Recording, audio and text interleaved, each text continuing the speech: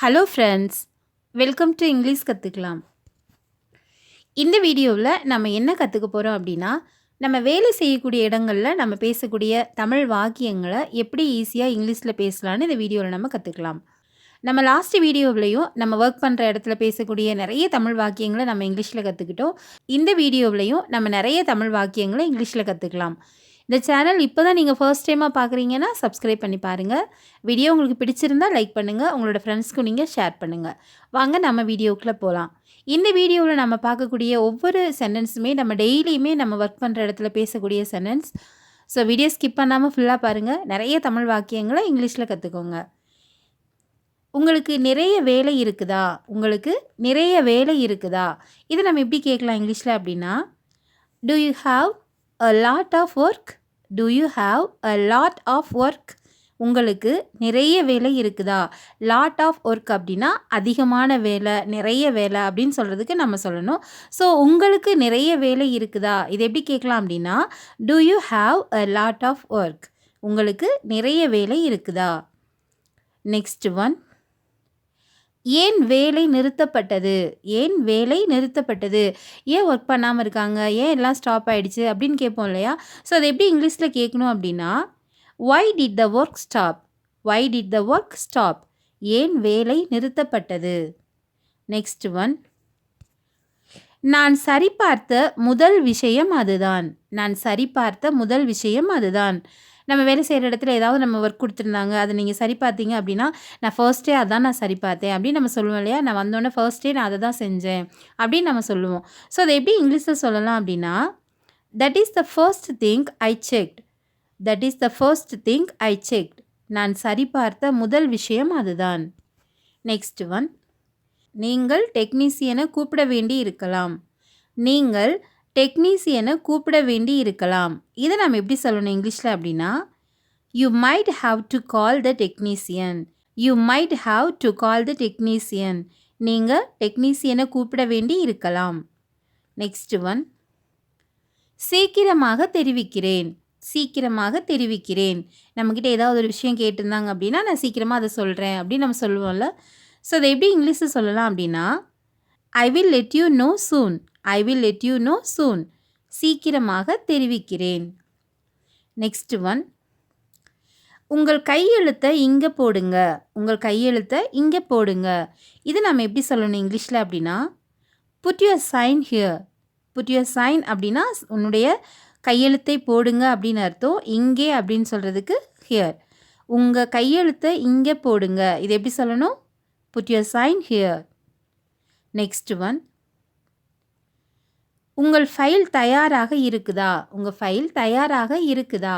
இதை நம்ம எப்படி கேட்கணும் இங்கிலீஷில் அப்படின்னா, is your file ready? Is your file ready? உங்கள் ஃபைல் தயாராக இருக்குதா? உங்கள் ஃபைல் தயாராக இருக்குதா? நெக்ஸ்ட் ஒன், நான் ஒரு நாள் லீவ் எடுக்கணும்னு நினைக்கிறேன். நான் ஒரு நாள் லீவ் எடுக்கணும்னு நினைக்கிறேன். இதை நம்ம எப்படி சொல்லணும் இங்கிலீஷில் அப்படின்னா, I think I should take a day of.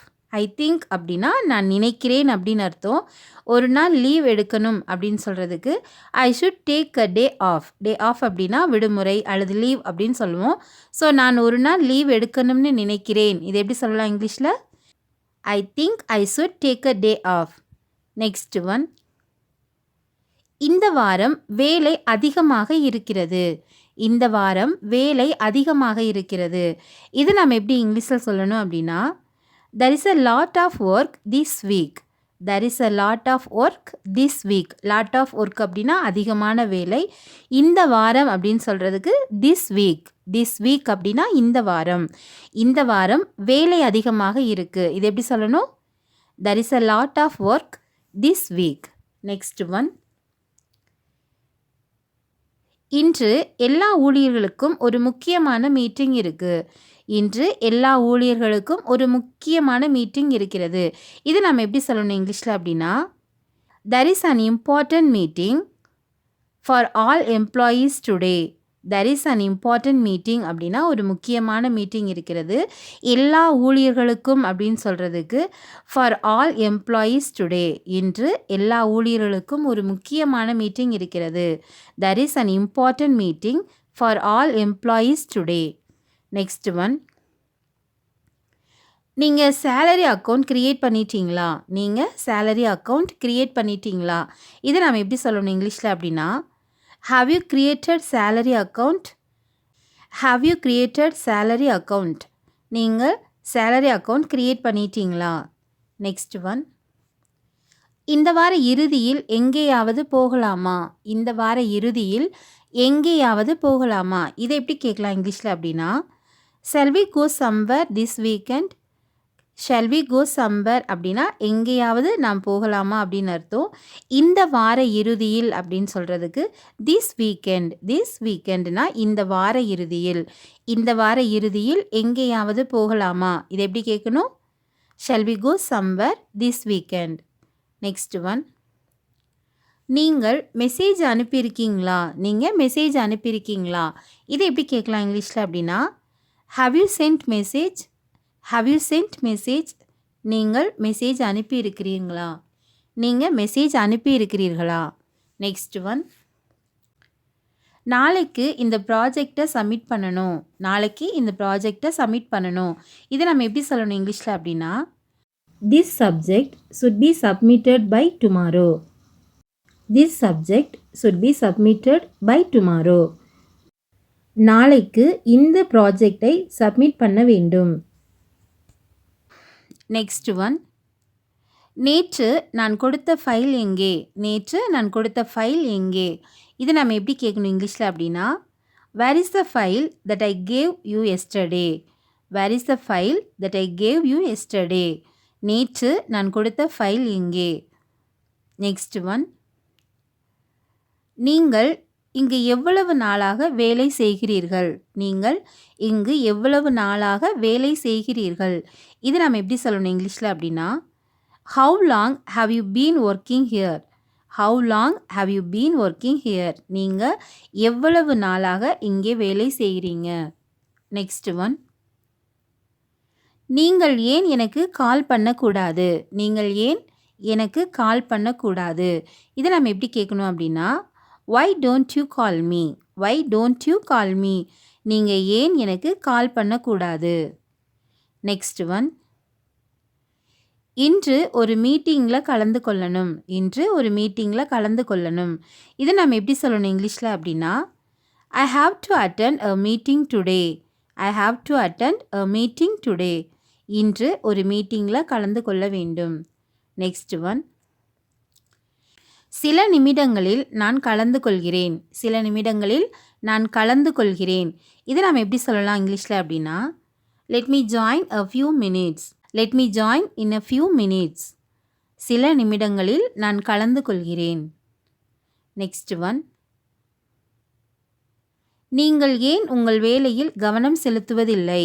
நீங்கள் ஏன் உங்கள் வேலையில் கவனம் செலுத்துவதில்லை? இது நம்ம எப்படி சொல்லணும் இங்கிலீஷில் அப்படின்னா, why don't you concentrate on your work? why don't you concentrate on your work? நீங்கள் ஏன் உங்கள் வேலையில் கவனம் செலுத்துவதில்லை? நெக்ஸ்ட் ஒன், இந்த மெயில் இப்படி எழுதக்கூடாது. இந்த மெயில் இப்படி எழுதக்கூடாது. இதை நம்ம எப்படி சொல்லணும் இங்கிலீஷில் அப்படின்னா, this mail should not be written like this. this mail should not be written like this. this mail should not be written like this. இந்த மெயில் இப்படி எழுதக்கூடாது. நெக்ஸ்ட் ஒன், இந்த மெயிலை நான் முன்னால் சொன்ன மாதிரியே பண்ணு. இந்த மெயிலை நான் முன்னால் சொன்ன மாதிரி பண்ணு. இதை எப்படி சொல்லணும் இங்கிலீஷில் அப்படின்னா, type this mail as I said earlier. type this mail as I said earlier. இந்த மெயிலை நான் முன்னால் சொன்ன மாதிரி பண்ணு. நெக்ஸ்ட் ஒன், தலைமை அலுவலகத்தில் இருந்து ஏதும் கால் வந்ததா? தலைமை அலுவலகத்தில் இருந்து ஏதும் கால் வந்ததா? இதை எப்படி கேட்கலாம் இங்கிலீஷில் அப்படின்னா, did you receive any call from head office? did you receive any call from head office? தலைமை அலுவலகத்தில் இருந்து ஏதும் கால் வந்ததா? நெக்ஸ்ட் ஒன், என்ன நடந்தது? என்ன நடந்தது? What happen? வாட் ஹேப்பன் அப்படின்னா என்ன நடந்தது? நெக்ஸ்ட் ஒன், நான் வெள்ளிக்கிழமை விடுமுறையில் இருந்தேன், அதனால் எனக்கு அது பற்றி தெரியாது. நான் வெள்ளிக்கிழமை விடுமுறையில் இருந்தேன், அதனால் எனக்கு அது பற்றி தெரியாது. இதை நம்ம எப்படி சொல்லணும் இங்கிலீஷில் அப்படின்னா, I was off on Friday, so I didn't know about that. I was off on Friday, so I didn't know about this. நான் வெள்ளிக்கிழமை விடுமுறையில் இருந்தேன், அதனால் எனக்கு அதை பற்றி தெரியாது. எனக்கு அதை பற்றி தெரியாது அப்படின்னு சொல்கிறதுக்கு so I don't know about that. நான் வெள்ளிக்கிழமை விடுமுறையில் இருந்தேன். இதை நம்ம I was off on Friday அப்படின்னு சொல்லணும். நான் வெள்ளிக்கிழமை விடுமுறையில் இருந்தேன், அதனால் எனக்கு அதை பற்றி தெரியாது. இது எப்படி சொல்லணும் இங்கிலீஷில்? I was off on Friday, so I didn't know about that. Okay friends, நம்ம இந்த வீடியோவிலையும் நம்ம ஒர்க் பண்ணுற இடத்துல பேசக்கூடிய நிறைய தமிழ் வாக்கியங்களை எப்படி ஈஸியாக இங்கிலீஷில் பேசலான்னு கற்றுக்கிட்டோம். ஸோ இந்த வீடியோ கண்டிப்பாகவே உங்களுக்கு ரொம்ப ரொம்ப யூஸ்ஃபுல்லான வீடியோவாக இருந்திருக்கும்னு நான் நம்புகிறேன். வீடியோ உங்களுக்கும் பிடிச்சிருந்தால் லைக் பண்ணுங்கள். இங்கிலீஷ் கற்றுக்கலாம் சேனலை சப்ஸ்கிரைப் பண்ணுங்கள். Thank you friends. தேங்க்ஸ் ஃபார் வாட்சிங்.